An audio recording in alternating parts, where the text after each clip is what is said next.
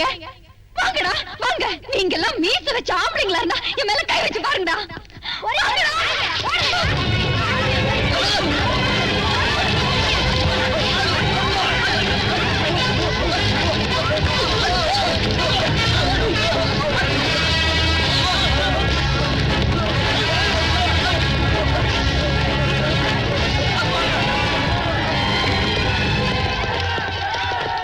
வரமாட்டான், நிச்சயமா வரமாட்டான். அவன் இந்த ஊரை விட்டு ஓடிட்டான்.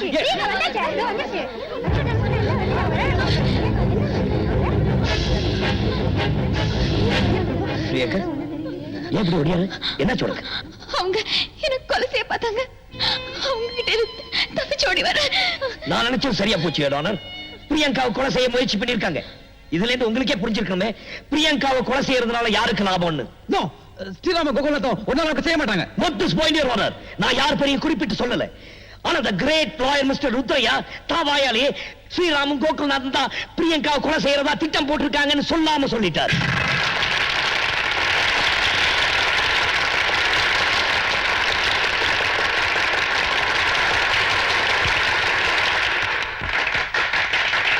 Order order.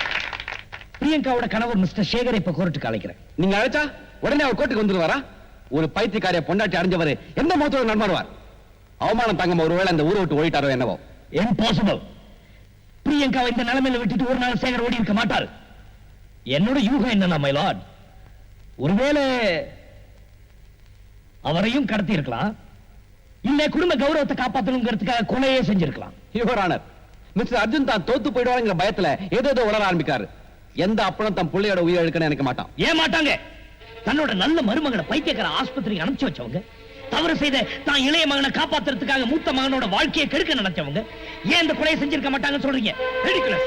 நீ கட்சிக்காரர் தன் பிள்ளைகள் மேல உயிரை வச்சுக்க ஒரு பாசம் உள்ள தகவல். எஸ், பாசம் உள்ள தகவல் வந்தா ஆனா தான் பிள்ளைக்கு மேல இல்ல, குலத்து மேல, வளர்த்து கௌரவத்து மேல அவர் தான் கொலை செஞ்சிருக்காரு. நிறுத்துங்க நிறுத்துங்க. எனக்கு நியாயம் வேண்டாம், நீதி வேண்டாம், எதுவும் வேண்டாம். பிரியங்கா, ஜெயிக்க போறது நாமதான். நிச்சயம் நமக்கு நியாயம் கிடைக்கும். நியாயம்? எந்த மாதிரி நியாயம்?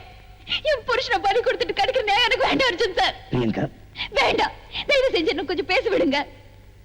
நான் நிறைய பார்த்துட்டேன், நிறைய கேட்டு அனுபவிச்சிட்டேன். கங்காவோட கற்பழிப்பு பத்திரிகையில போட்டு வியாபாரமாக்கினாங்க. அவளோட அவல நிலை படம் போட்டு காட்டி பணம் சம்பாதிச்சாங்க. கடவுளா இருந்து உயிரை காப்பாற்ற வேண்டிய டாக்டரும் கடமை செய்ய வேண்டிய போலீஸும் கங்காவை பள்ளி கொடுத்து தள்ளி நின்று படத்தை எண்ணிட்டு இருந்த நான் கண்ணால பார்த்தேன். இந்த மாதிரி ஆளுங்க கிட்ட எல்லாம் நியாயத்தை எதிர்பார்க்க முடியாது. பூமியை மாத்தவனும் பெண்ண தெய்வனும் சொல்றதெல்லாம் வெறும் வார்த்தை தான். கோயில் அம்மன் விக்கிறதுக்கு பட்டுப்படவை கட்டி கையெடுத்து கும்பிடுறவங்க வெளியே அப்பாவி படங்களை அம்மனமாக்கி அசிங்கப்படுத்துவாங்க.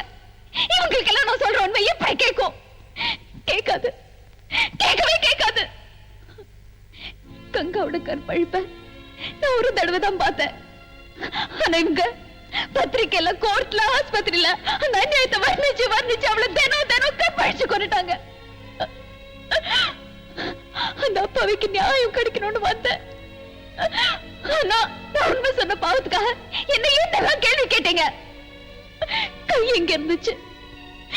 தொட மேலையா, தோல் மேலையா, பார்ப்பு மேலையா? அவ எப்படி அம்மனமா இருந்தான்னு என்னை எப்படியெல்லாம் கேள்வி கேட்டீங்க ருத்ரையா சார்? அந்த கேள்விக்கெல்லாம் பதில் நான் இப்ப சொல்றேன். 10 மாசம் சுமந்து பெத்தெடுத்த தன் குழந்தைக்கு ஒரு தாய் உயிர் பால் கொடுக்கிறாளே, அந்த உன்னதமான இடத்தை நான் சொல்லணுமா? உங்களுக்கு தான் காது கேட்காதே, நான் கத்திய சொல்றேன். நீங்க உங்க தாய் கிட்ட எந்த இடத்துல உயிர் பால் குடிச்சீங்களோ அங்க கை வச்சிருந்தா, நீங்க உங்க தாய் வயிற்றுல இருந்து எந்த வழிய பிறந்தீங்களோ அங்க கை வச்சிட்டு இருந்தா. புருஷன் பொண்டாட்டிய சொல்ல வைக்கப்படுற அந்த புனிதமான அந்தரங்கத்தை அத்தனை பேர் முன்னாடி கேட்ட அவமானப்படுத்தினீங்களே, அந்த கேள்வி நீங்க உங்க தங்கச்சிக்கிட்ட கேட்பீங்களா? இல்ல உங்களை பெத்த தாய் கிட்ட கேட்பீங்களா?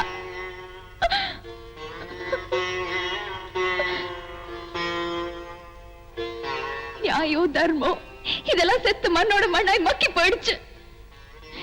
எனக்கு ஏற்பட்ட அவமானம், ஆபத்தும் என்னோட முடிஞ்சு போகட்டும். கிடைக்காத நியாயத்துக்காக எனக்கு கிடைச்ச அந்த அன்பு தெய்வத்துக்கு எந்த ஆபத்து வந்துடக்கூடாது. உன்னை சொல்ல போய் உன்னை அழிச்சிடாதன்னு அவர் சொன்ன வார்த்தைய நான் உதாசனப்படுத்தின பாவத்துக்கு அவர் காலடியில விழுந்து மன்னிப்பு கேட்கணும். அவர் உயிரோட இருந்தா அதுவே போதும் போதும். எனக்கு நியாயம் வேண்டாம், நீதி வேண்டாம், எதுவுமே வேண்டாம்.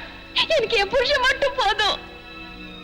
நீங்க சொன்னது அத்தனையும் போய், எதுவுமே உண்மை இல்ல. ஒவ்வொரு வார்த்தையும் சொன்னது போய் தான். நான் ஒரு பொய்க்காரி, பைத்தியக்காரி. இங்க சொன்னது அத்தனையும் போய். இல்ல, பிரியங்கா சொன்ன உண்மைதான்.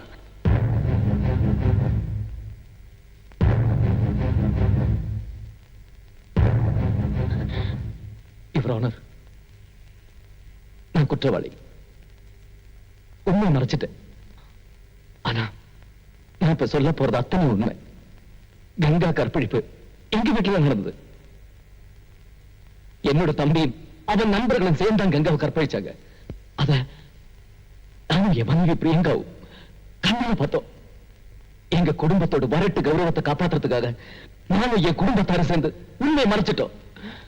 எங்க அப்பா கோகுல்நாத் பிரியங்கா மேல பழிய போட்டுட்டு இருக்காரு. இந்த வக்கீல் ருத்ரையா, இவங்க 3 பேருக்கு இதுல பங்குண்டு. I know they are all criminals, your honor, criminals. எத்தனையோ போராட்டத்துக்கு மத்தியிலே நீதி கிடைக்கிற நம்பிக்கிட்டு இருக்கிற என் மனைவி பிரியங்கா இங்க சொன்னது அத்தனை உண்மை, your honor, உண்மை. நான் இந்த கோர்ட்ல முதலே உண்மையை சொல்லாததுக்கு அவங்க எல்லாரும் முன்னாடி வக்கீலகமா மன்னிப்பு கேட்டுக்கிறேன். என் மனைவி பிரியங்கா பைத்தியக்காரி இல்ல, பரிசுத்தமானவ. என் பணத்து மேல குறி வச்சவ இல்ல, நியாயத்து மேல நீதி மேல நம்பிக்கை வச்சவ. அவ குற்றம் இல்லாதவ, your honor, குற்றம் இல்லாதவ. your honor, ஸ்ரீராமோட மகன் சொல்லிக்கிறத விட நான் பிரியங்காக்கு புருஷன் சொல்லிக்கிறதுல பெருமைப்படுறேன். Yes, I am proud of her. I am proud of her.